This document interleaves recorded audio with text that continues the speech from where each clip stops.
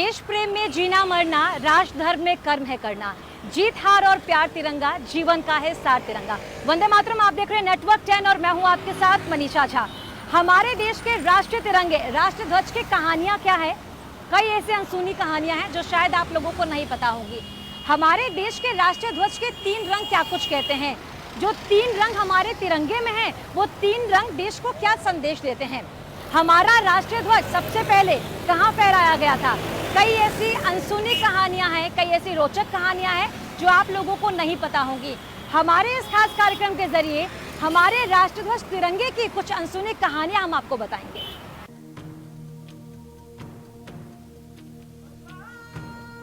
देश की शान के 3 रंग, भारत की आन बान और शान, तिरंगा देश की जान, मेरा भारत महान।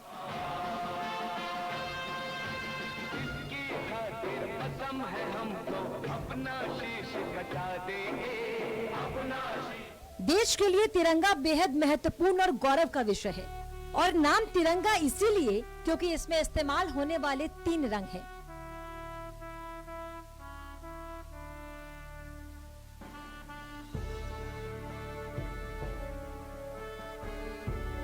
केसरिया, सफेद और हरा। इसके मौजूदा स्वरूप का विकास भी कई पड़ावों में हुआ है। अभी जो तिरंगा फहराया जाता है उसे 22 जुलाई 1947 को अपनाया गया था। तिरंगे को आंध्र प्रदेश के पिंगली वेंकैया ने बनाया था। तिरंगे में 3 रंग होते हैं और ये महज रंग ही नहीं, ये प्रतीक है त्याग, सत्य और समृद्धता का।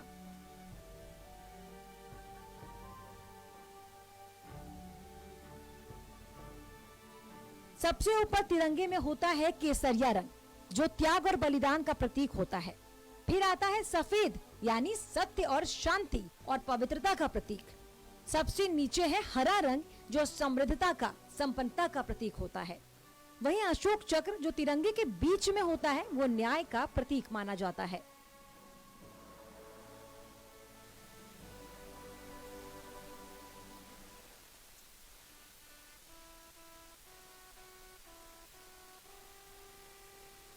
तिरंगे में रंगों का चयन कैसे किया गया और उसके क्या मायने हैं, ये भी समझिए।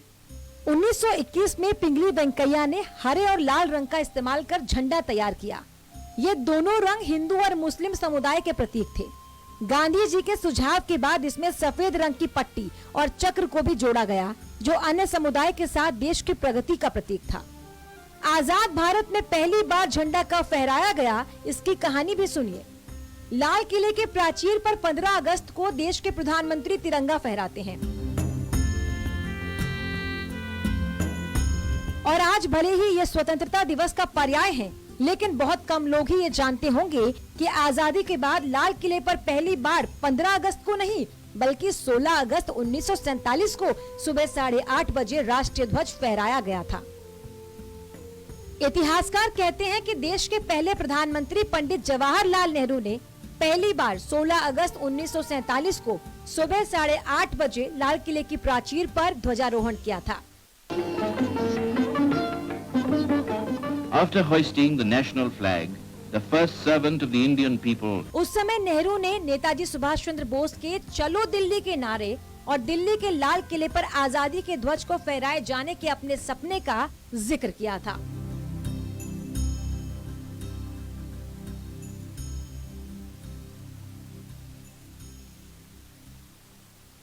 हमारे देश की आन बान और शान तिरंगे की कहानी बहुत लंबी और रोचक है। अब आगे आपको बताते हैं कि तिरंगे के इतिहास में 2002 का क्या महत्व है। तिरंगे के इतिहास में 2002 बहुत अहम भूमिका निभाता है। आखिर सन 2002 में ऐसा क्या हुआ जिसने तिरंगे के इतिहास को कुछ हद तक बदला?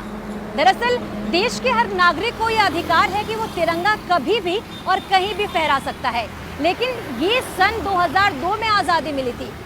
साल 2002 में देश के हर एक व्यक्ति को ये आजादी मिली थी कि वो कहीं भी और कभी भी राष्ट्रीय ध्वज को फहरा सकता है।